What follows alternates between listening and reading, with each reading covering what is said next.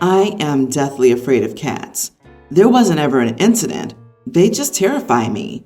My husband loves cats and had one of his own during his childhood. He knows how afraid I am of them, though, and will protect me every time we visit someone that has a cat. He understood my fear and decided pretty early on that he preferred me to having a cat. Unfortunately, his sister cannot comprehend this. She's always talking about how unfair and selfish I am and that her brother deserves to have a cat. I ignore her. One thing she started to do is tell my kids how great cats are and how they're missing out and should beg me to get them one. My kids are very young and easily influenced and have been asking me for a cat for weeks now. I almost gave in and visited my sister-in-law to try and pet her cat, but I freaked out and had a panic attack the second it looked at me. Well, we were having dinner at my sister-in-law's house, and the cat was playing with the kids while the adults were sitting in the living room. I was stuck to my husband, as simply knowing that a cat was in my area could make me feel sick. All of a sudden, my son calls me over, saying that he needs me. He was in this small storage sort of room for some reason. Obviously, I go inside and he starts giggling, and then something brushes past me, and it's the cat. I was terrified and screamed. I began to cry, hyperventilate, and I couldn't even remember what happened. I almost vomited too, but my husband heard and helped. It turns out my sister-in-law decided it would be funny to make my kid think that pranking me with the cat would be funny. Obviously, it wasn't. She thought it was, though, and tried giving my son a high five for doing a good job. I was just so over it, and I told my sister-in-law that I hate her and her stupid cat, and she's no longer allowed around my kids. She immediately started crying and said that she just thought my fear of cats was silly, and that if she made my kids show me, I'd be more understanding. She didn't think I'd act like that in front of my kids, like I can control my reaction. She said that she understood me hating her, but I was being unfair for not letting her see her nephews. I just told her that she has her cat. She's been upset and called me everything you can think of. My mother-in-law's asking that I think about this more and cut her some slack. Am I the idiot for my harsh response to her prank? Not the idiot. Clearly, your sister-in-law does not possess the basic skills to treat people decently. Not only has she trampled all over your repeated and consistent boundaries, but she also used your son to cause you trauma.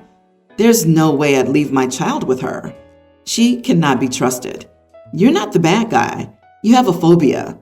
People would be much kinder about it if the animals you fear were insects, rodents, or reptiles.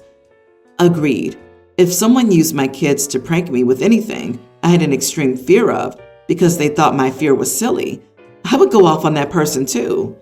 When you're legitimately terrified of something, you don't deserve to have someone make a fool out of you and embarrass you like this because they consider it a joke. It's not. Jesus, she tried to high-five your son after you were panicking and crying? If I tried to prank my mom and she reacted that way, I would be traumatized because I'd feel so terrible and guilty for doing that to my mom. Sister-in-law needs to mind her own business. And you're right that she shouldn't be allowed around you or your kids anymore. And if this is how she acts to you, having a fear of cats, I'd hate to know how she'd react to any other fear, aversion, boundary, secret, etc., that comes up. What if one of your kids develops a fear of something that seems trivial? Would she pull that same stunt on them?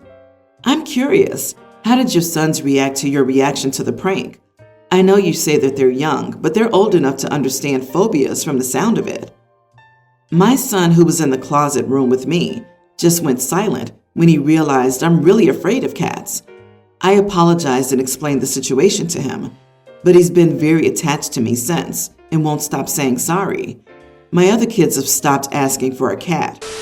My wife, 34, and I, 35 male, have 5 children.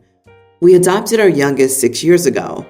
My brother, 35, and his wife, 32, have been married 2 years, and my brother has 2 boys from a previous relationship. We take turns having Christmas at each other's house. This year, it's my turn to have everyone over. My wife and my sister-in-law were going out to lunch a few weeks ago when my youngest was brought up in the conversation. My sister-in-law said it was strange that we adopted him as we already had children. She asked if we were guilted into it, apparently by the social worker. I didn't really understand the reasoning behind it. I wondered where she had heard that, as it wasn't true. She said it was just something she and my brother had discussed. My wife was very upset and didn't go to lunch, and my sister-in-law left. I spoke to my brother, and he confirmed that he did discuss it with his wife, but she should never have said anything. I said they probably shouldn't come to ours for the holidays if that's how he feels. I said I didn't want him to say anything in front of our son. He said that my son probably already knew, and then he got angry and said it didn't mean anything, and I was overreacting. I said I didn't want him around my son and left it like that. My sister-in-law's been calling us idiots to everybody and saying that we've ruined Christmas for them. My brother apologized and tried to get us to invite him, but I said no. Not the idiot. I particularly like how your brother's trying to throw his wife under the bus when he's the one who not only decided to speculate on why you might not love your kid as your kid, but doubled down when called on it with, "Oh, he probably knows." And he's surprised you don't trust him not to say anything stupid or hurtful. Maybe some other relative can bring the kids, but he can stay gone until he comes to grips with his problem enough to make it a real apology. Guilted into adopting by who? The social worker? It's a bizarre conversation for your brother and his wife to be having. What's the foundation for your brother suspecting that you were guilted into adopting your son? Any idea like that doesn't come from just anywhere. Was there anything about the circumstances surrounding the adoption that your brother used to justify this idea? My wife is friends with the social worker through her job. We were emergency foster carers for a while before our son came to us. My brother used to joke that she took advantage of us, but we didn't see it that way. We had to keep our son for longer than normal due to circumstances and fell in love with him. Neither of us wanted him to leave, and we definitely weren't guilted into it. Jesus, the brother sure is an idiot for making up hurtful stories. And so is the new villain on the scene, his wife, who evidently likes to stir up drama. Better off without them for the holidays. I'm a 26-year-old female. My ex is a 28-year-old male. We'll call him Tom. Tom and I dated for a couple of years, and my parents loved him, invited him to everything, and constantly talked about him like we were already married. Then he found out he had a kid from a one-night stand from just before we started dating. I tried to roll with it for a few more months after that, but it was just too much to deal with too soon in the relationship for me, and I broke it off. I think it was for the best, though Tom desperately tried to get me to stay and enlisted my parents to talk me out of leaving. I told them to drop it or that I would go no contact for a while because I already had a lot to deal with, so they did. This was 6 months ago, and I have Tom blocked on everything. All the mutual friends know the score and are good at keeping things separate, and I'm dating again. So I show up to Thanksgiving at my parents' like usual, and guess who's sitting in the living room? Tom and kid, a boy, toddler I think. He gets up all happy to see me, and I turn around and walk back out, get in the car, and go to my hotel. My mom called and asked me where I went and why I left, and I told her. She knew darn well why, and asked why Tom was there. She told me that they still consider him part of the family, love his son, and don't want them to be alone for the holiday. When I asked why she didn't tell me ahead of time, she stalled and then admitted that she knew I didn't want to see him, but that I obviously still loved him, and they thought if I could just see how great everything could be, he and I could reconcile. That kind of infuriated me, not gonna lie. I don't want to be a step-parent, or at least not right now, and not in this particular situation. It sucks, but I've processed it and moved on. I told my mom that what they did was wrong and really out of line, and that I was going home. I hoped their Thanksgiving with Tom was all that they hoped it would be. Then I turned off my phone for the rest of the day. When I finally turned it back on, I had a slew of text and voice messages, some from Tom using my parents' phones. I deleted them without listening to the whole message, and finally called my mom back last week after I had calmed down. She apologized for springing Tom on me, and I told her that she needed to stop hoping we'll get back together and that I didn't want Tom in my life. She admitted that they wanted to invite him for Christmas as well.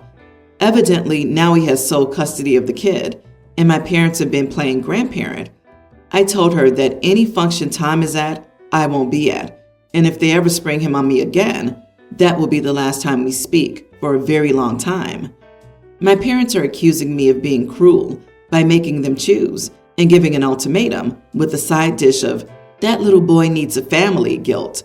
I don't care if they want to be surrogate grandparents or be friends with Tom, but I won't be involved. And I'm hearing from many people that I'm being a petty idiot.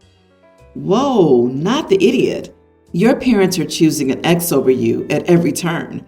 I hope that your chosen family is better than them. I would recommend making a backup plan for Christmas with your close friends. The little boy has a family. Tom is his family. If they want to be a part of that family too, fine. But they can find ways to do it that respect your desire not to see Tom, much less force you into their vision of that family when the entire reason you broke up was that you didn't want that. I'd recommend making plans for Christmas, not as a backup, but as my main plans. Let them see what the future holidays will be if they continue interfering with your personal life and not respecting your boundaries. As much as I'd like to support your hypothesis, I suspect they'll be so over the moon, doting on their chosen son and watching their grandchild enjoying the magic of Christmas, that they won't even notice the absence of OP. However, when Tom finally meets someone new who's willing to be a step-parent, he will move on and spend the holidays with his actual family. Then OP's parents will just be alone. I sincerely doubt that Tom will be as gracious as they are about letting OP's parents intrude on his family holiday when he's playing happy family with a new woman. I feel so bad for his kid. He's only a toddler and apparently has already gone through so much. And now his brand new dad, whom he barely knows, is introducing him to dad's ex-girlfriend's family as if they were his family. This whole scenario is just asking for yet another round of trauma and upheaval for this little kid. Tom needs to focus on his kid and not a girlfriend right now. My husband's mom and sisters are all very excited about us having a baby and offered to throw a baby shower for me. 2 of the 3 sisters have had baby showers for their pregnancies. The youngest is not a mom yet, but they seem to have a theme they use for all the showers, which is this family history genealogy thing, where the decorations are family trees and you get these nursery decorations. My husband said that they did the same for his brother's wives when they were expecting. He knows that's not the kind of theme I would be comfortable with and asked them to not do the same thing, telling them that something fresh would be nice for a change. They agreed initially, but then said they had a great idea to make it perfect for me. But the whole theme is a very difficult thing for me. I was an affair baby. My mom didn't want me. She left me with my dad and his wife, who didn't want me but kept me. I spent 8 years in a house with 2 adults and 2 other kids who saw me as a painful reminder of what my dad had done and who hated me for it. Then my dad and his wife died, and I was placed in foster care while my half-siblings went to live with grandparents. I was bounced around and aged out of foster care. I decided to track down my mom, hoping what I was told was wrong, but it wasn't, and it was still very true for her. I reached out to my siblings to see if they had changed how they felt about me, but they hadn't. So I was alone, with no family history that I could talk about. I knew my parents' names and the names of my dad's wife and kids. That was it, and not one of those people loved me or wanted me. So the theme upsets me because I have nothing to contribute. My son will have a lot of unknowns about his medical history because nobody ever wanted to give me any of that. There are no happy photos or cute stories about a grandma or an aunt to share with him. Of course there is on my husband's side. Despite knowing all of this, 2 of the sisters still insist the theme is going ahead because it's what the family does. I really don't want to be surrounded by that and the sadness it brings me. I told them how uncomfortable it made me, but they dismissed it. My husband's mom and his younger sister are trying to get them to change it. But am I the idiot if I don't go? I had suggested that maybe it would be better if they had a party for themselves and left me out of it, but they said they had gone to a lot of effort and I would be rude if I didn't show up. Not the idiot. Honestly, if they knew the complete history, this is messed up. Your husband needs to stand up and say, "We appreciate the offer for a baby shower, but the theme is not okay." If they care more about the theme than making you comfortable, they don't need a guest of honor. At that point, it's self-serving of them. Also, if they decide to gift you genealogy-themed nursery decor, your husband should warn them that any such gifts will be returned, donated, disposed of, or painted over to be giraffes or something. Then he should handle said returns and donations, disposals, and repainting. Time to set boundaries for you and your baby. Absolutely.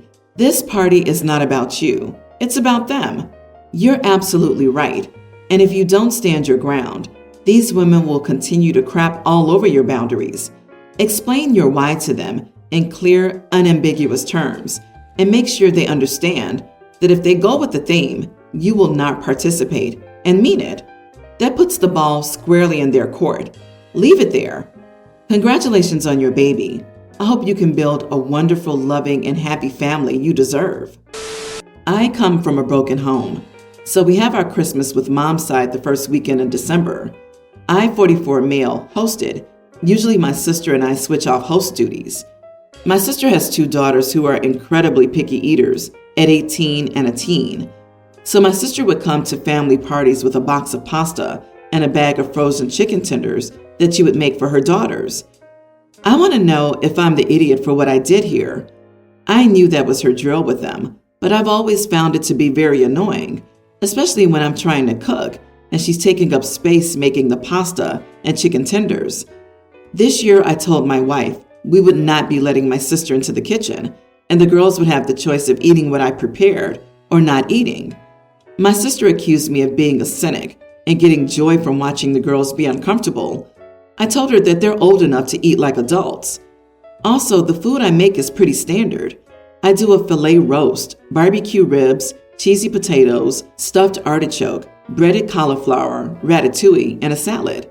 Certainly some of these must be foods that an 18-year-old and a teenager should be able to eat. The girls sat and ate bread and butter while telling me my food looked gross. I looked to my sister to calm them down, but then she told me I deserved this, and it's not their fault for being picky eaters. I know I could have just let my sister do her thing, but it was the principle of the situation. I'm not sure if I was being a petty idiot or if I had a legitimate reason to be upset. Edit. There were no medical conditions or food allergies. Not the idiot. They're old enough, not little kids. They can be picky. You don't have to accommodate that. This is how people turn 30 and still refuse to eat anything but pizza and chicken nuggets. No one is being forced at gunpoint to eat what you make. They can eat before or after the party if starvation is such a risk. Also, it isn't very pleasant to have someone come into the kitchen and take up space when you're cooking a big meal. Not only that, you do not allow your children to sit at the host table and insult them for not kissing their entitled little idiots. I'm a picky eater, and as long as there wasn't cheese on everything, I'd eat something and be thankful and grateful. Then go to McDonald's. Agreed. The girls must get used to going places where their mommy won't make them a kiddie menu. They aren't picky eaters if they've never eaten anything besides what they could tolerate when they were 6. They're limited eaters, which is 100% the result of their mothers coddling them. I wouldn't cater to them either. They're guests in someone's home. Unless they have allergies or sensory issues, they either accept the invitation and the menu or don't attend.